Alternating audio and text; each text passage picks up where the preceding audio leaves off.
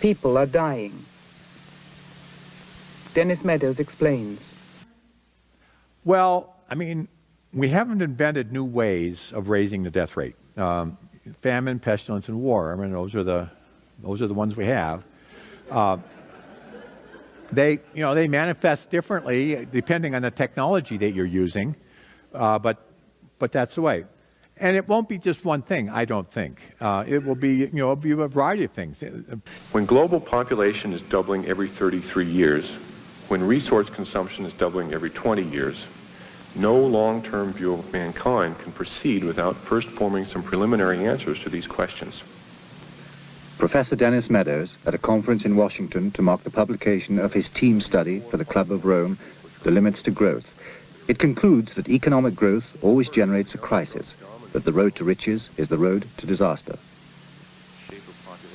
Even if we solve problems like pollution, growth within a century or so would lead to widespread famine and social chaos.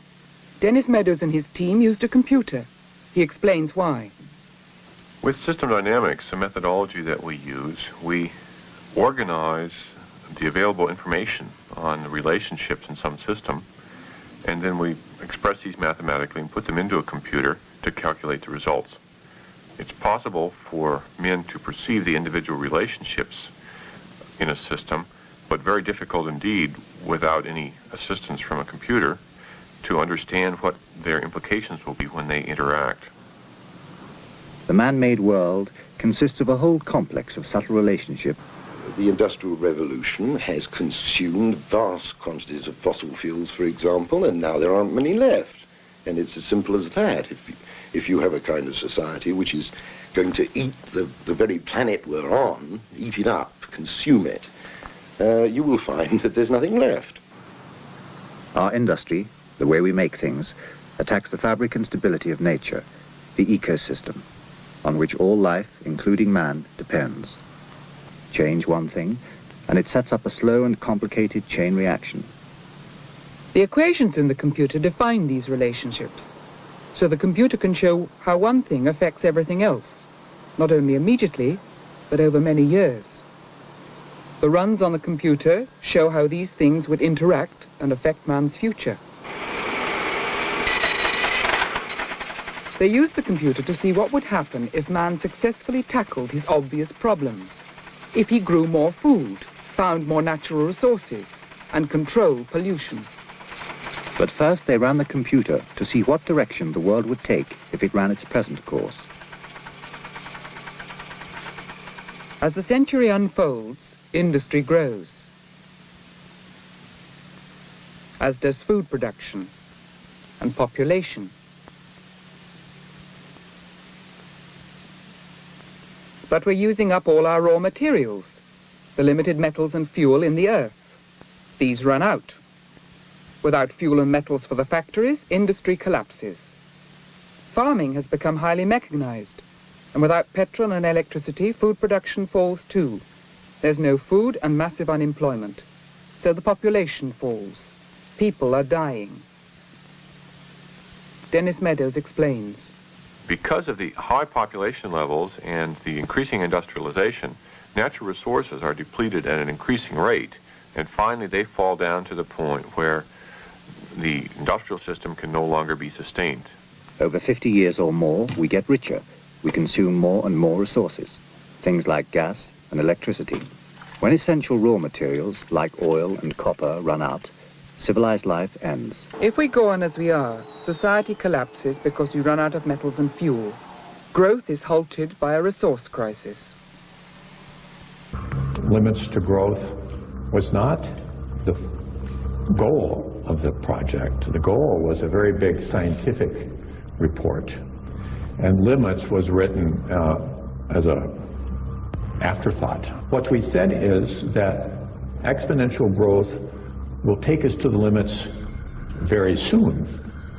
Actually, if you look at our book, our 1972 book, although we showed many different scenarios, all of them show that growth stops sometime in the period of 2020 to, let's say, 2060. So soon.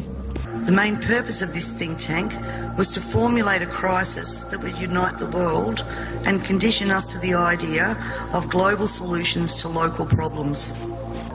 You know, again, it's easy to criticize, but if you think we're trying to invent something that's never existed, which is, you might say, a commons-based, socially oriented and sensitive governance structures that can function globally as well as locally, and how to create a new harmonious ecosystem between the local and the global.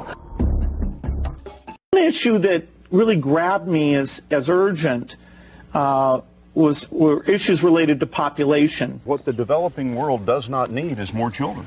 And I think that was the biggest aha to Bill and me when we got into this work, is we asked ourselves, of course, the same hard-nosed question you'd ask, which is, if you get into this work and you start to save these children, will women just keep overpopulating the world? And thank goodness the converse is absolutely true. But we should be arguing about the right things, not is there or is there not climate change. Is what's the deliberate impact of this change or this change or this change, knowing that we need to decarbonize our economies, and that we're a sense of working on it together around the world. I think this particular decade, the one critical thing that I feel could really happen is we start to feel we're in it together. The most important lesson is that we're near the end of our development of society, which we've been going on for about 2,000 years. That we've reached levels of prosperity which carry the seeds of disruption and necessitate a complete relook at the whole world's social, political, and other situations. It's telling us that the world is in a completely unstable situation and is likely to fall to pieces if it doesn't stop growing. Let's put it bluntly. Our option is not between this kind of society, present society, and a stable state society. It is between a stable state society and chaos. Here is what Dr. Meadows' computer shows. Since the year 1900, the Earth's resources, there at the top of the chart, have been steadily used up as population, food consumption, and production of goods have soared. Ahead of us, sometime after the year 2000, this computer study foresees calamity. Resources drop more steeply, and food and production follow suit. Population continues to expand for perhaps one more generation, then collapses calamitously as deprivation takes hold. This is the first U.S. presentation of an 18-month study of global limits to growth, sponsored by the Club of Rome with Volkswagen Foundation funding at the Massachusetts Institute of Technology under the direction of Dr. Dennis L. Meadows. Have been looking at the exponential growth of our global social and economic system. We've been led to 5 basic conclusions. There are physical limits to growth, which, given current trends, are very likely to be encountered even during the lifetime of our children. Second, the most likely outcome of running into these limits, if we continue to ignore them and instead base our short-term policies on the assumption of continued growth, is that we'll overshoot those limits and collapse. The third conclusion is that we appear to have a viable alternative to this outcome, one in which population and material production could be brought into balance with a finite environment and with our resources. Fourth conclusion is that it's realistically going to take a period of 50 years, 100 years or more to reach that alternative in an orderly fashion. And finally, and I think this is extremely important, every year we delay beginning to form our goals and moving towards them makes an orderly transition to this stable situation much more difficult, and it decreases our ultimate options. First point, it is possible to change your habits. We will be able to make the changes that are required of us over the next decade or so, for sure. But, number two, as we experience, you may make mistakes at first. And you have to think about it. It isn't something you just automatically switch over. And many of the habits that we're going to have to change will also put us through a period where deliberation is required and where mistakes occur. We're entering into a period which is going to be unique, certainly in our culture. So we need to be tolerant and to be aware of the fact that we're going to be making mistakes. And it means that we need to structure our activities in ways where failure is possible and even maybe attractive as a basis of learning. And the third point was it's quite uncomfortable at first when you change your habits. And as we begin to develop new habits of land settlement, energy use, new aspirations for cultural activities for consumption and so forth, it will be uncomfortable, and there will be many people and many institutions which are extremely uncomfortable about it, not only psychologically, but in terms of their profit or their political influence, etc. And once again, if we're going to come through this period, we need to be aware of the fact that it's not going to be a majority vote and everybody off and running. It's going to be filled with debate, tension, disagreement. You personally will see more change, let's say even over the next 10 years, than we have witnessed over the last 50, or maybe even over the last 100. Change in environmental issues, political issues, economics. Technology will change to some extent, although it's a little bit slower than cultural change. And our goal is to understand, we can't predict the future, but to at least understand some of the things that are coming and try to prevent the problems we can divert, and get ready to minimize the consequences of those which are more or less inevitable. And as we begin to develop new habits of land settlement, energy use, new aspirations for cultural activities for consumption and so forth, it will be uncomfortable, and there will be many people and many institutions which are extremely uncomfortable about it, not only psychologically, but in terms of their profit or their political influence, etc. And once again, if we're going to come through this period, we need to be aware of the fact that it's not going to be a majority vote and everybody off and running. It's going to be filled with debate, tension, disagreement, and that's just the nature of the process. You are not going to be able to insulate yourself from the energy crisis and climate change, and that's just the nature of the process. You know, Santa Fe, because of its location, its culture, its affluence, has been able to isolate itself from a lot of the problems that occur around the globe. But you are not going to be able to insulate yourself from the energy crisis and climate change. We observed that the big pressures, which will be called problems by our politicians, occur before the peak, not after. You know, if I ask you, where do you think the population would be really suffering during this period, there's a tendency to imagine it must be out here. It's not the case.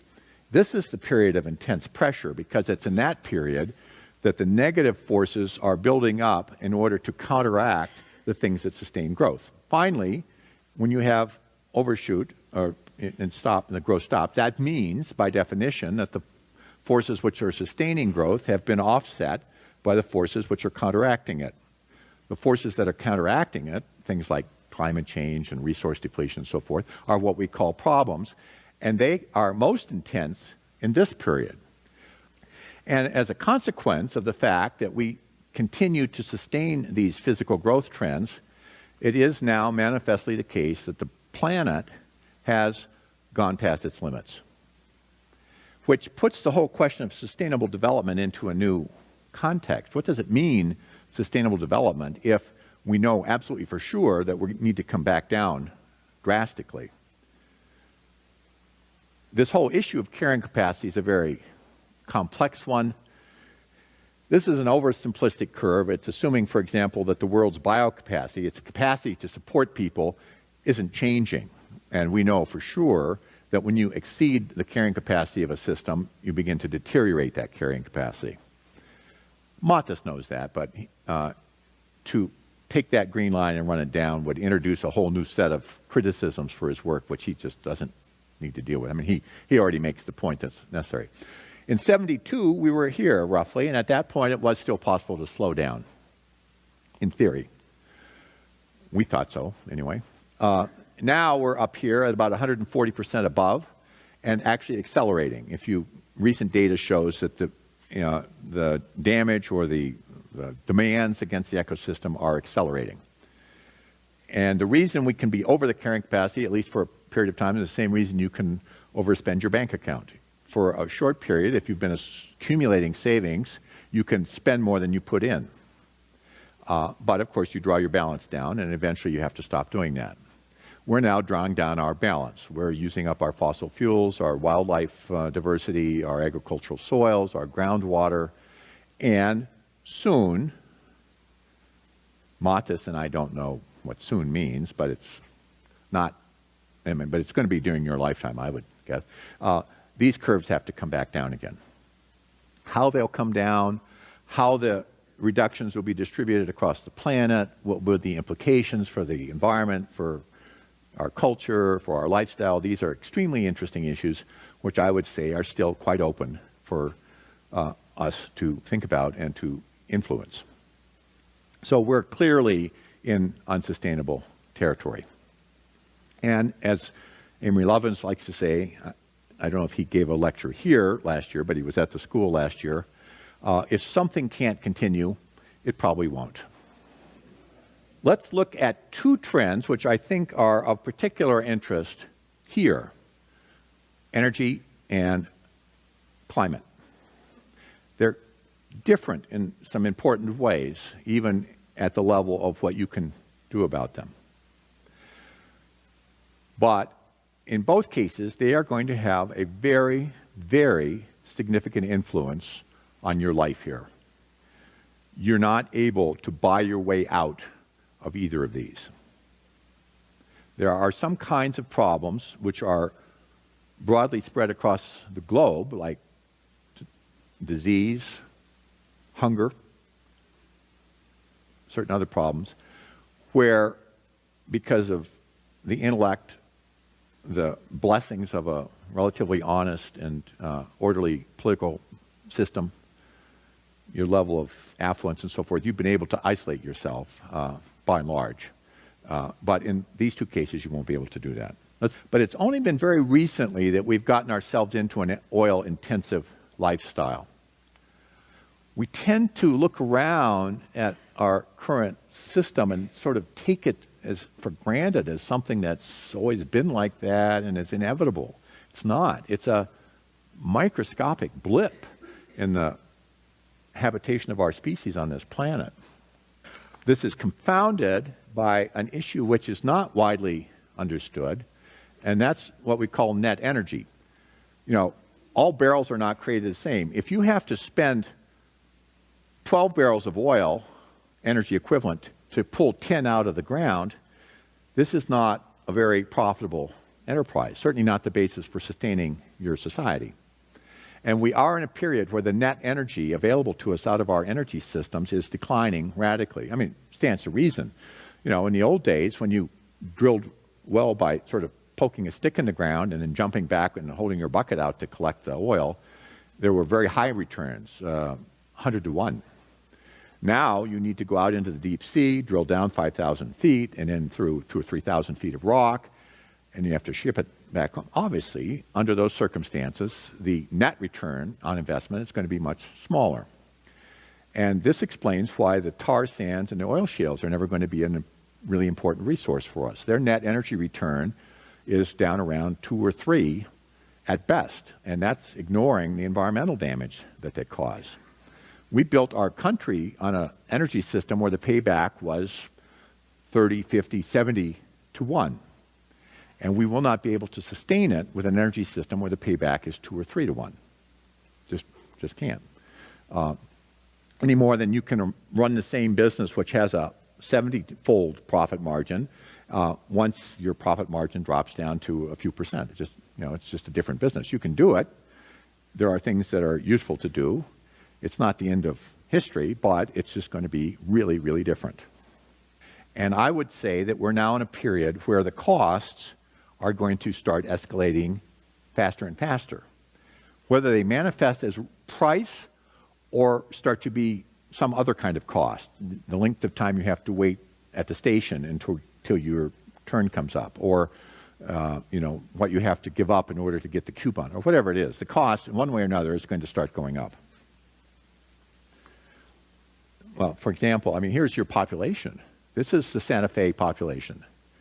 1960 up to 2000, from 60,000 up to 140,000, more than double.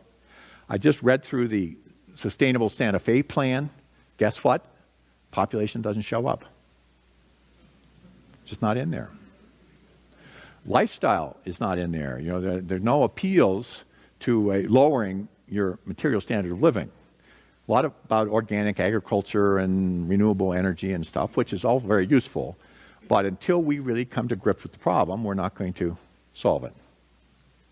So this is an interesting place to start thinking, both at the family level, city level, state level. What can we do? And so that's what we're talking about, is, you know, proactively starting to try and stabilize these and bring them down. So what to do about it? Well, here again, I can give you one of these equations. This is analogous, as you've no doubt noticed, to the energy one, and it makes the same points. CO2 emissions equal the number of people times the unit of capital per person times the energy required to operate that capital times the fraction of the energy from fossil fuels. CO2 comes from fossil fuels, so if we can run our capital on solar energy, at least once we get the solar energy in place, then we aren't emitting CO2. But for the moment, most of what we operate comes from fossil fuel-fired power sources. This equation has four factors, a little bit of multiplication. So you've got a thing on the left, CO2, that you want to get to zero, and that's going to be based on the number of people, the services each person's using on average, the energy on average for each service, and the CO2 being put out per unit of energy. So let's look at each one of these and see how we can get this down to zero. Probably one of these numbers is going to have to get pretty near to zero. First, we've got population. The world today has 6.8 billion people. That's headed up to about 9 billion. Now, if we do a really great job on new vaccines, health care, reproductive health services, we could lower that by perhaps 10 or 15%. The second factor is the services we use. This encompasses everything: the food we eat, clothing, TV, heating. Once again, there's a distinction between technology and sociology. And once again, you notice the overwhelming concern is on the right side of the equation. We're working very hard. Obama, you know, talks about renewable energy and energy efficiency, and there's federal incentives and state incentives and so forth. All fine. But as long as we don't take into account growth in people and in living standards, it's to no avail. I know, unfortunately, that these two have the capacity to grow much faster and longer than can be offset by anything we could imagine to do over here. And it's for that reason that CO2 is still continuing to grow everywhere. Global problems affect everybody, and they require everybody to act in concert for their solution. There's no way Santa Fe people are going to prevent climate change. Universal problems are ones which affect everybody, but you can actually do something here. You could quit overpumping your groundwater here without having China quit overpumping its groundwater. So I'm saying focus on the universal problems, because there's where you actually have some leverage. You know, we're talking about problems which are going to manifest very soon, and you're engaged in a process which somehow imagines, you know, that 50 or 60 years from now we got to get ourselves into a different state. You need to get yourself into a different state 5 or 10 years from now, maximum. If we want energy to be relatively available in the country, we need to make it relatively less available now by taxes or quotas or something.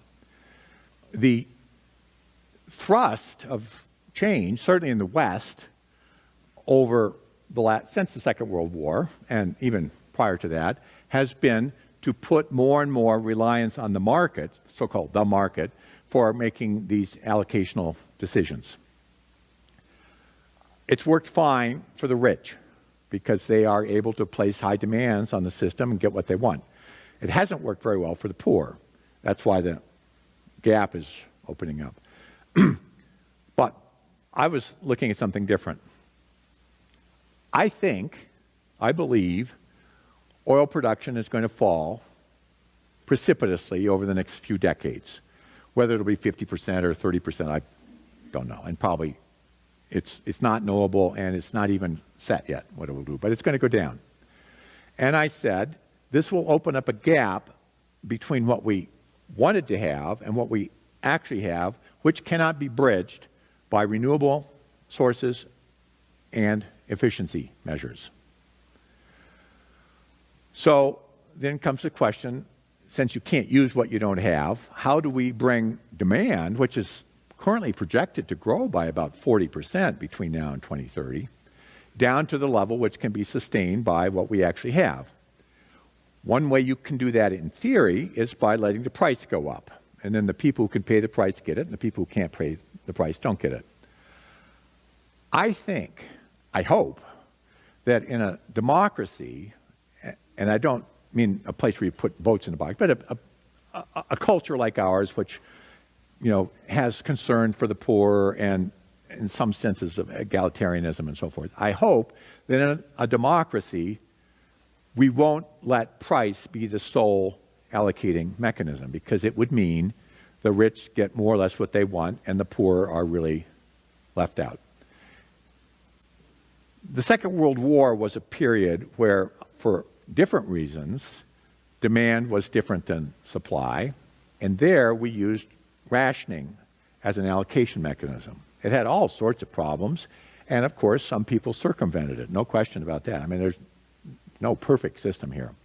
I think that's what we're going to see. I actually bet in Germany 3 or 4 years ago with somebody that we would see rationing in Germany before 2020, rationing of oil.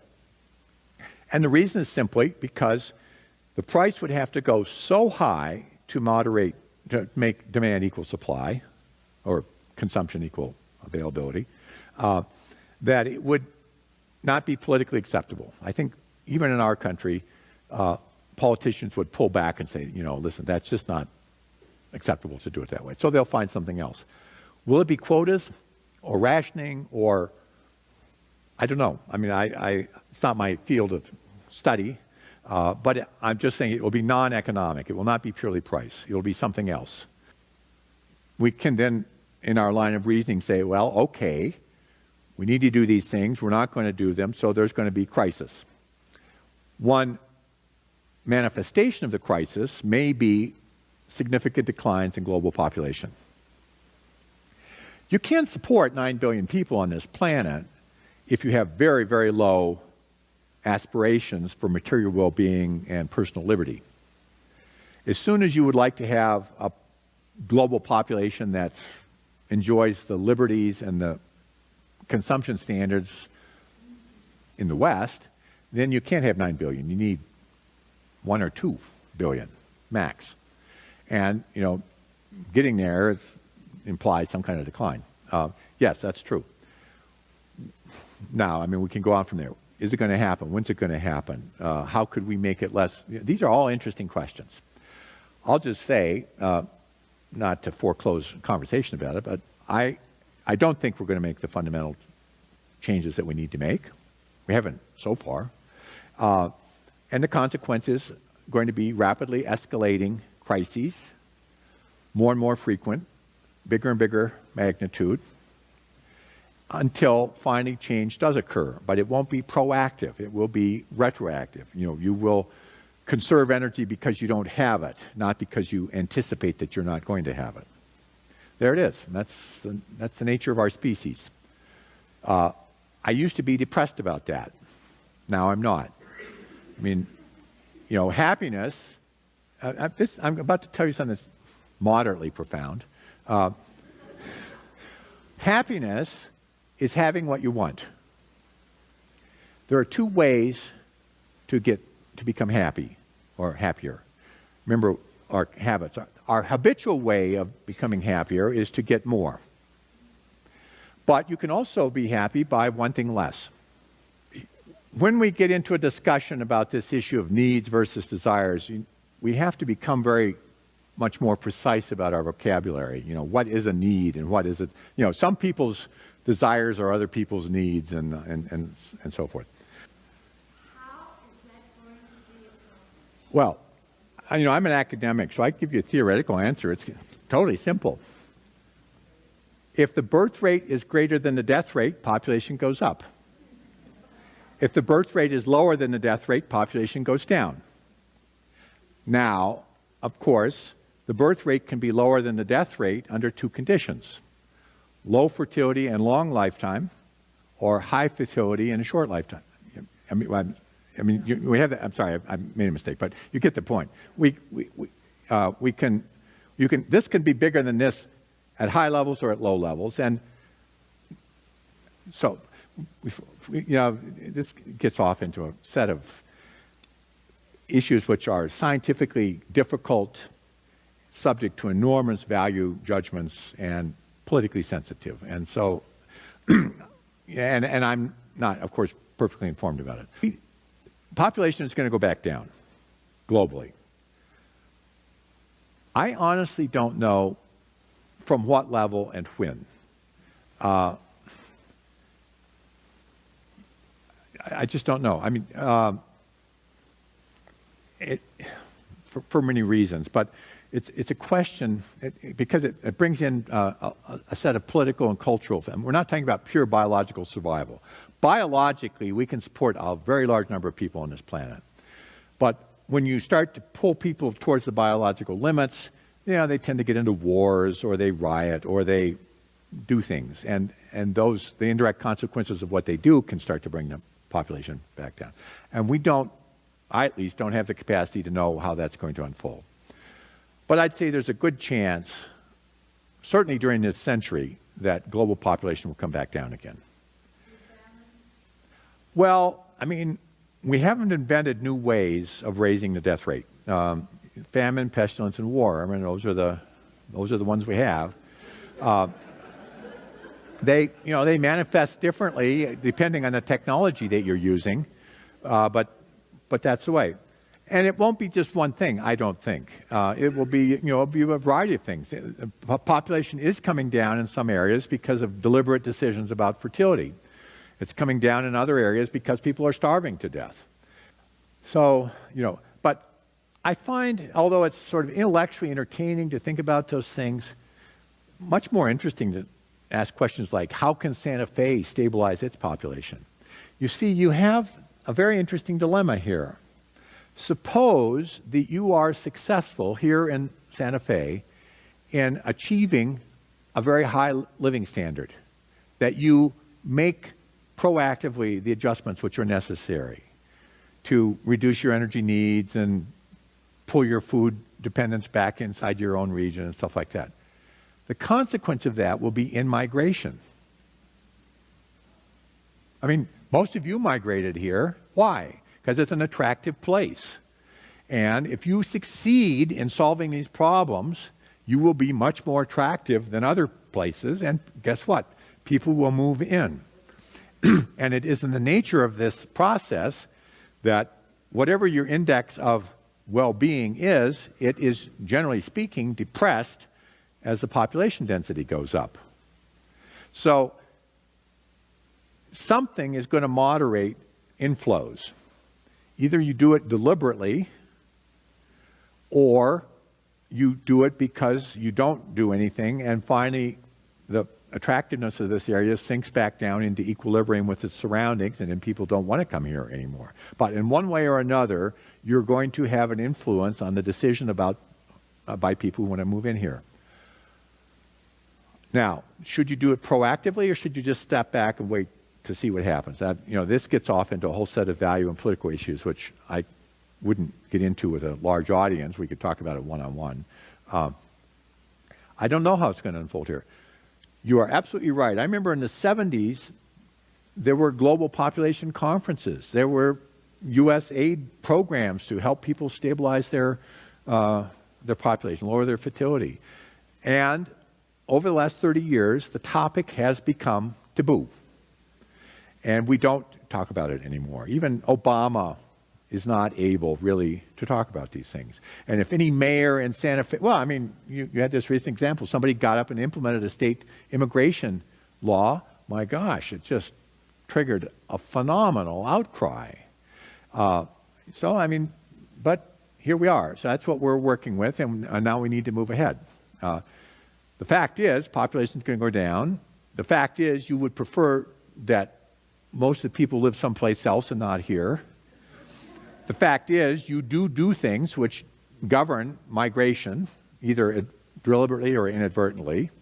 And so that's where we're at. And it's a question of what do you do next? Okay.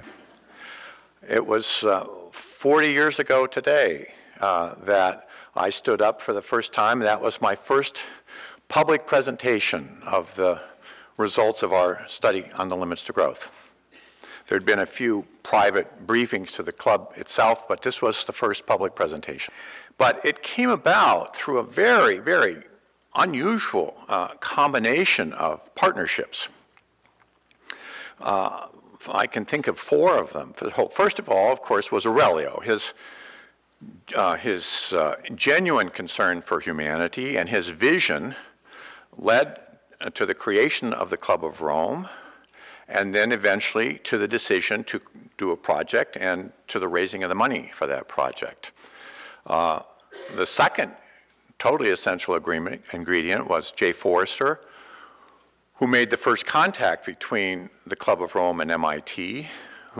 But I'm apprehensive. I have to say that although the question is still important, the answer is different than it was 40 years ago.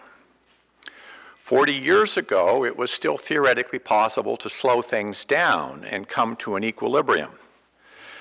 Now that's no longer possible. And as you'll see from the gist of my remarks today, what lies ahead is a period of uncontrolled decline, which will bring us to some new equilibrium, many of whose features we're not able to perceive yet.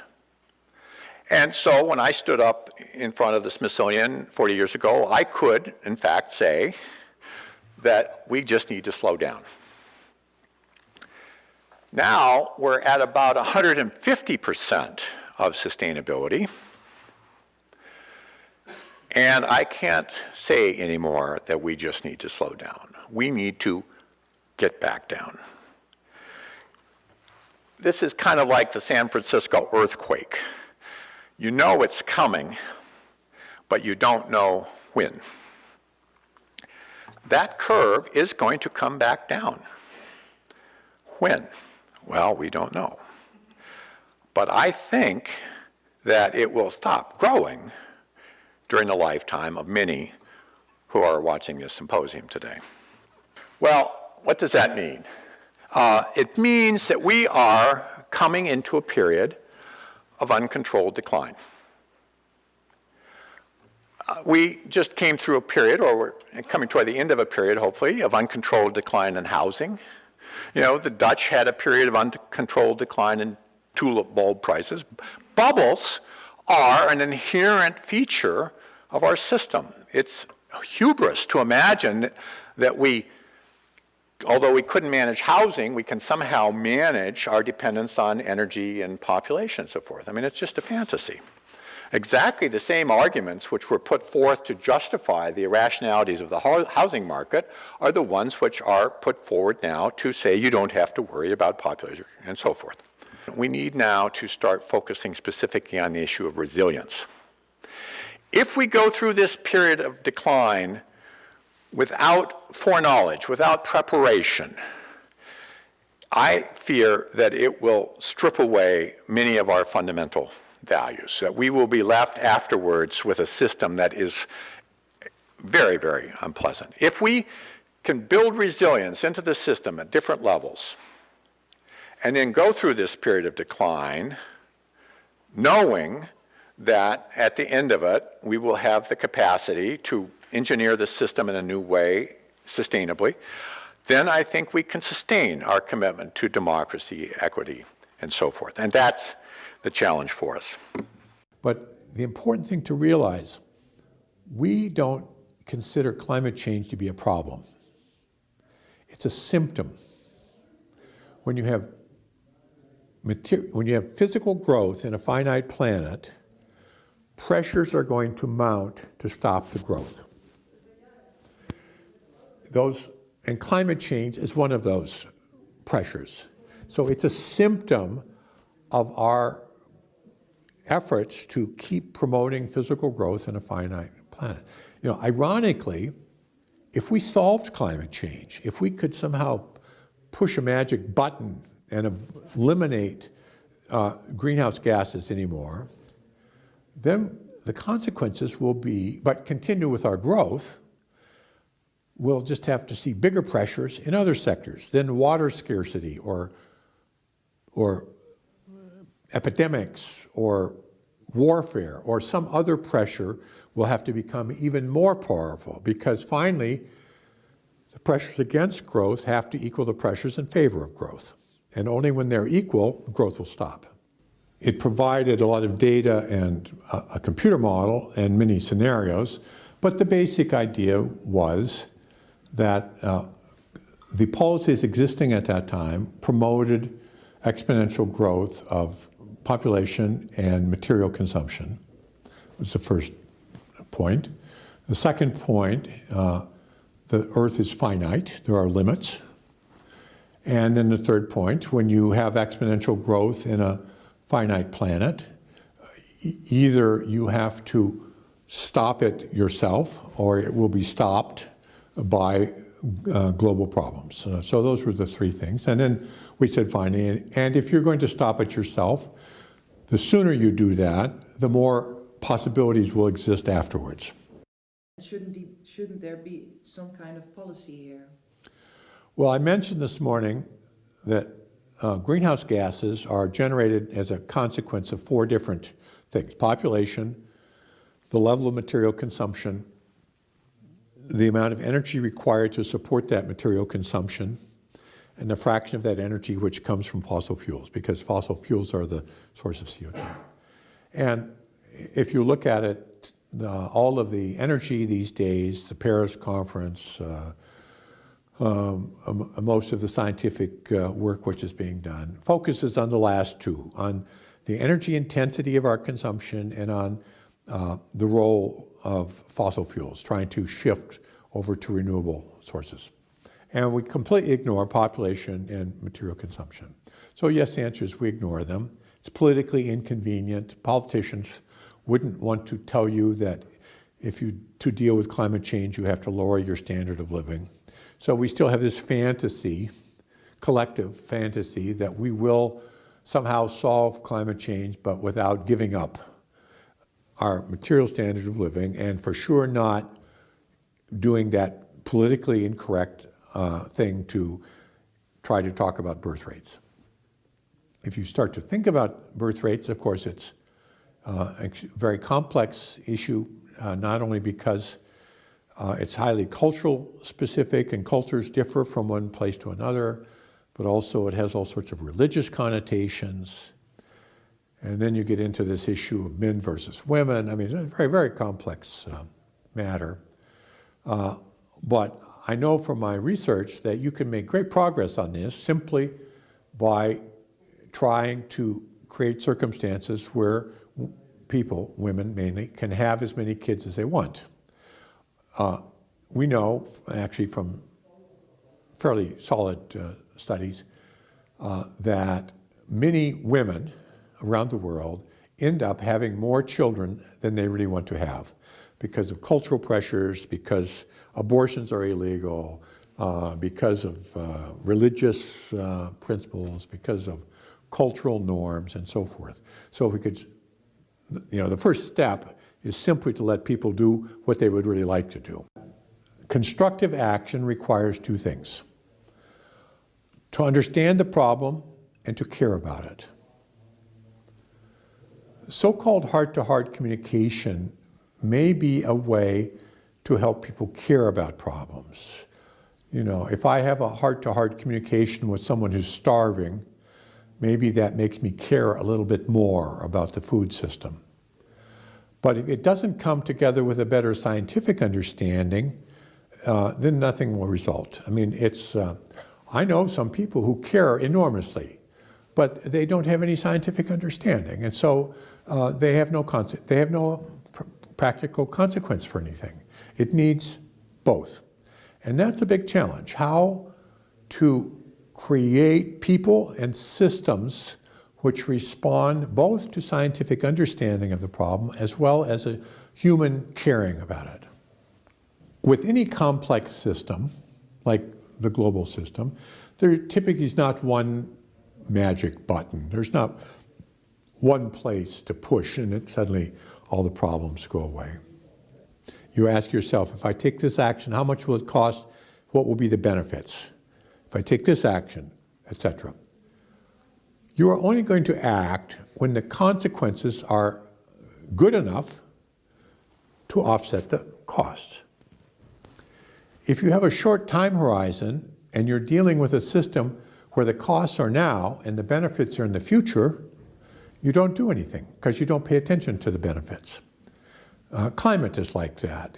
The benefits of incurring big costs now for climate, reducing our reliance on fossil fuels for transportation, or shifting to renewable sources for electricity. These are expensive. They cost money. They force changes in institutions. Different people get the profits. Different government ministries suddenly have influence. So these are costs, and nobody's going to do that until they see the benefits. And if the benefits are 15 or 20 years out, and they're only looking 2 years ahead, then of course they don't do it. So we need to extend the time horizon to get it out there to where it picks up the benefits. That's a crucial thing to do. There are some ways to do it. I mean, I know some concrete changes you can make in your government or in your personal behavior to do this, but I don't know how to solve the problem, of course.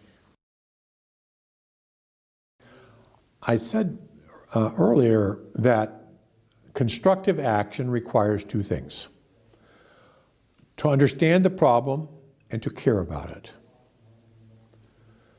So-called heart-to-heart communication may be a way to help people care about problems.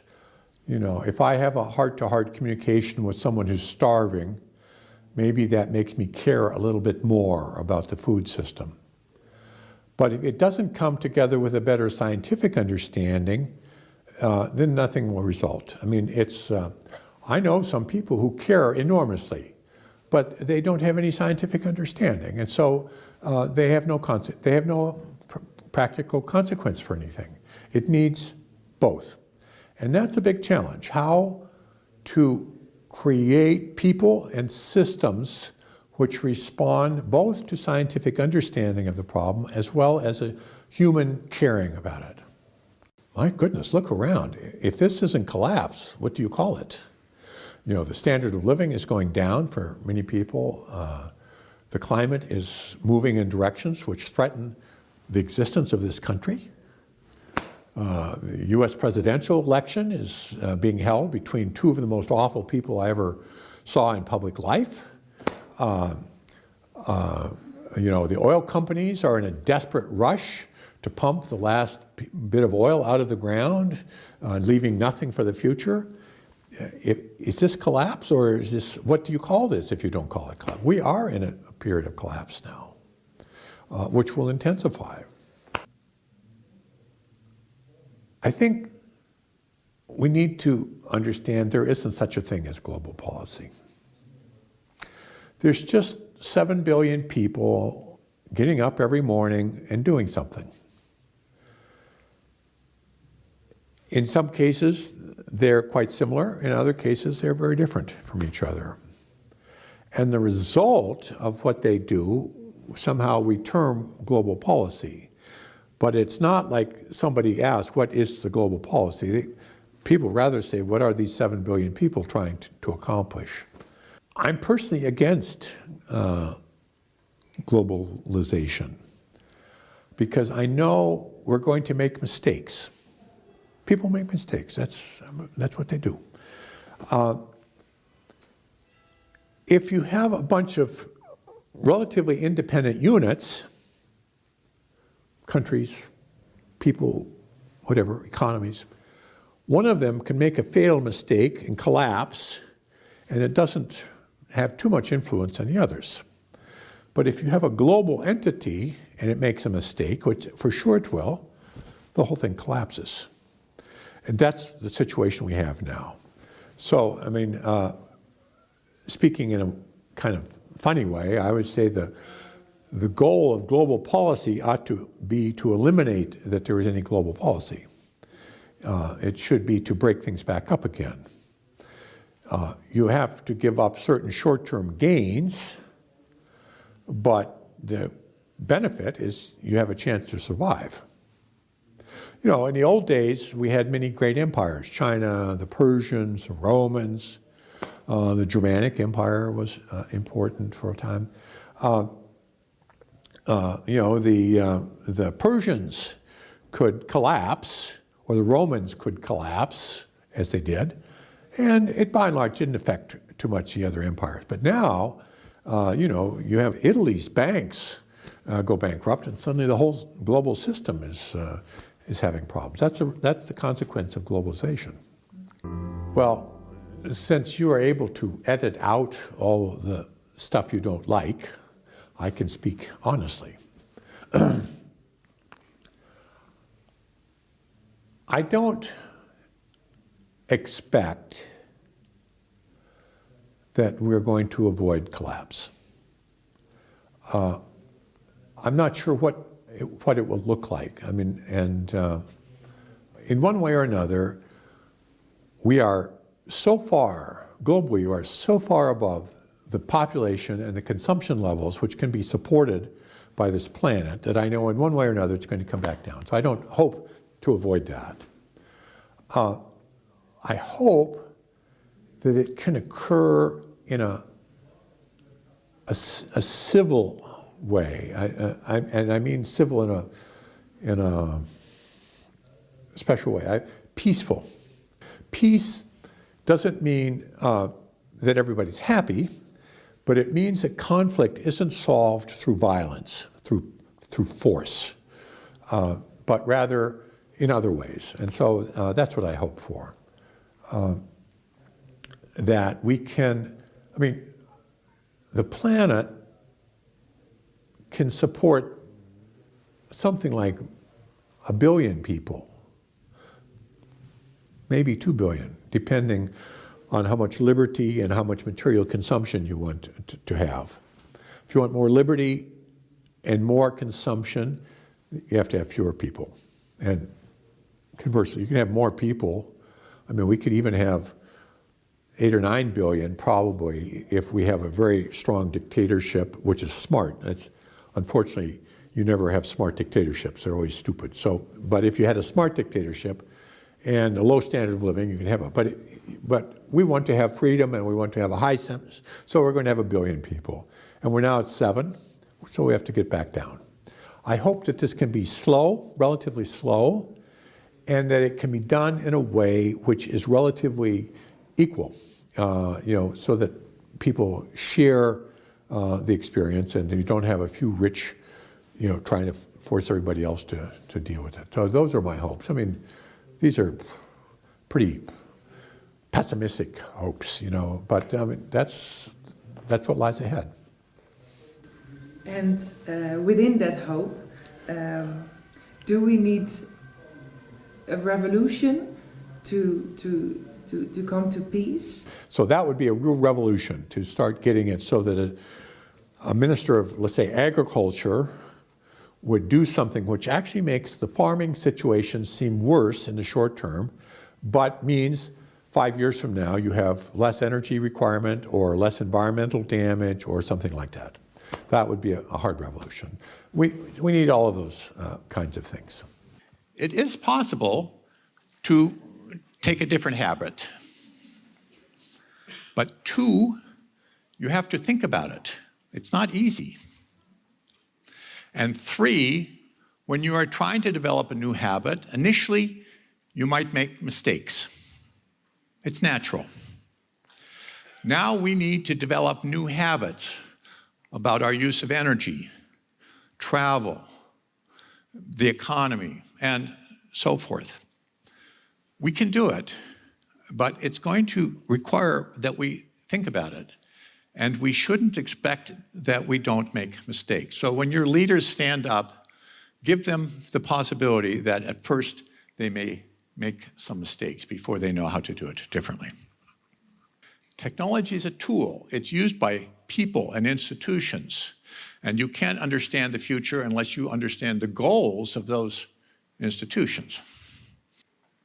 And we came to understand that the problems we talk about today, climate change, pollution of the oceans and so on, they are not problems.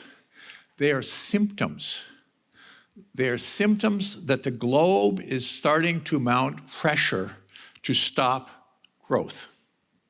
In one way or another, population and material and energy growth have to stop on a finite planet. And so it comes to the question, what are the pressures which will stop that growth? If they come from us, they will be fairly attractive, like birth control. If they come from the planet, they will be fairly unattractive, like famine or war or disease. But one way or the other, these problems are going to come. And when we talk now about solving the problem of climate, we aren't actually addressing the problem. The problem is growth in a finite world. And the other reason we wouldn't change is that actually the globe already has overshot. We are far above the capacity of the planet to provide food and materials and energy, even for 7.5 billion people. If we had 1 billion or maybe 2 billion and a wise government, we could afford for everybody to have a living standard like we have. But with 7.5 billion, it's absolutely out of the question.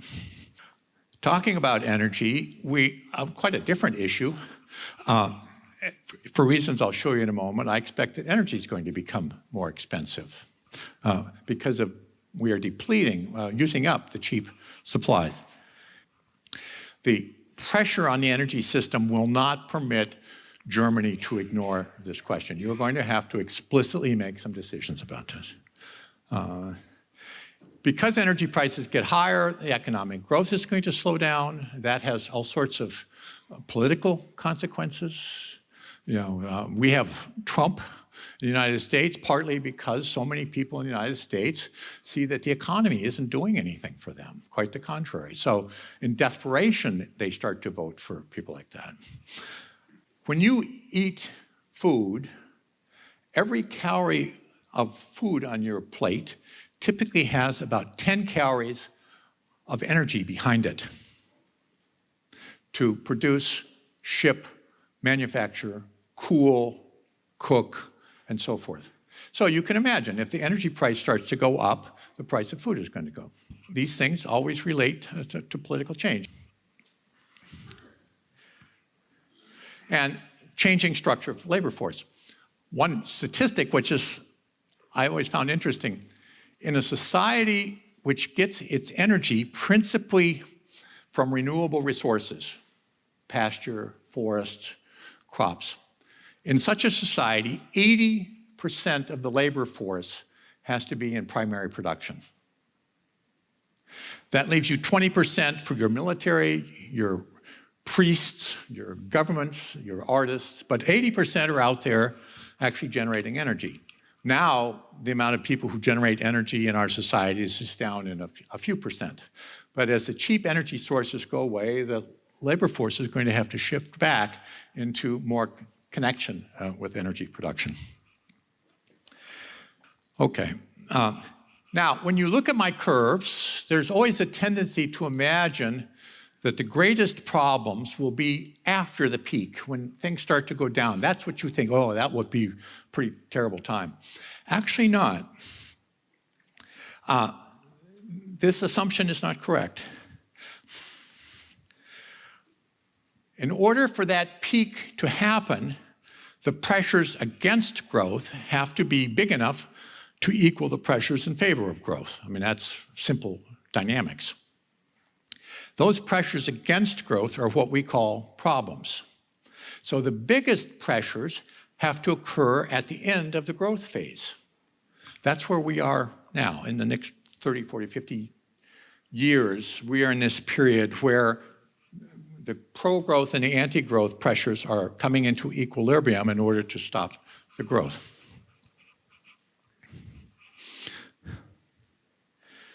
we're just in the early period there. I gave a speech in Vienna, I was 2010 maybe, something like that, and I said then, the changes what they will see in Austria in the next 20 or 30 years will be greater than the changes that they saw in the last century.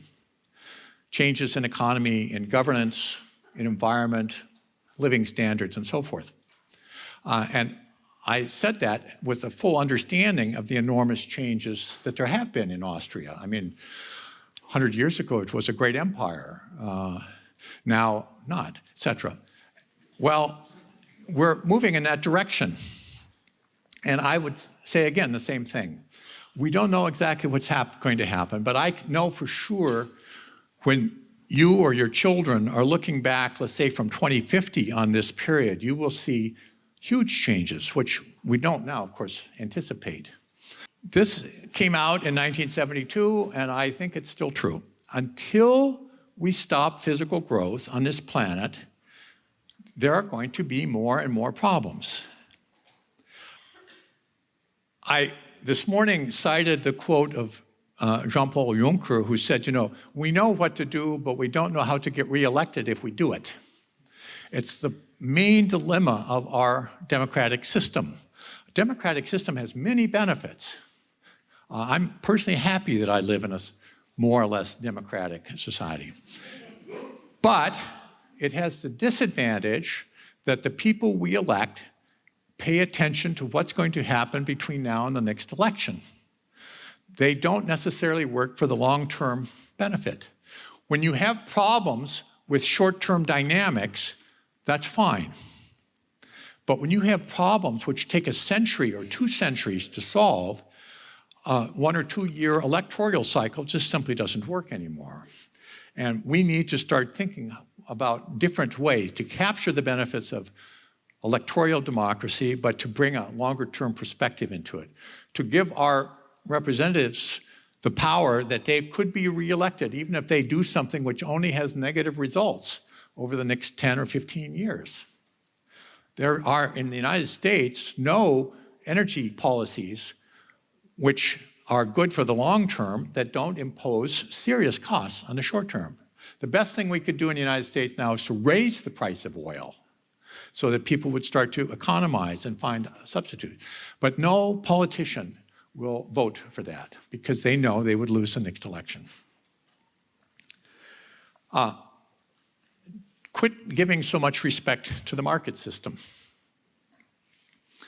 There's been this mystique, some magical ideas about the economic system, and they are just, it's a swindle and a fantasy. And soon we're going to have to start understanding that the neoliberal notions of competition and so forth simply aren't working for us. Of course, the politicians always like to say that the solutions are on technology. It makes it easier for them. But actually, the good results are going to come from social and political change. Also, of course, realize nobody exactly understands what's going on. We simply don't know. We don't know what's coming.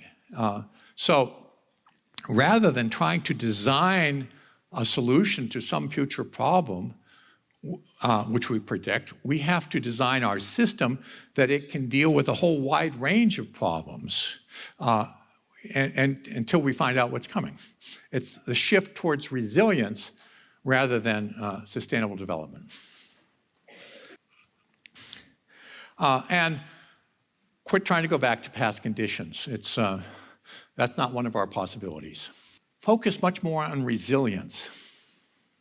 How do you build systems that can accommodate shocks and chaos and continue to function? This idea is elaborated in some physical systems, but when we think about government or cities or your family or even the university probably, this idea of resilience is still not very well explored. Resilience is a science. It has some standard principles and theories which can be mapped into different areas. It's extremely important. For example, in agriculture, we know there are going to be enormous shocks coming. from temperature, from drought, from floods and so forth.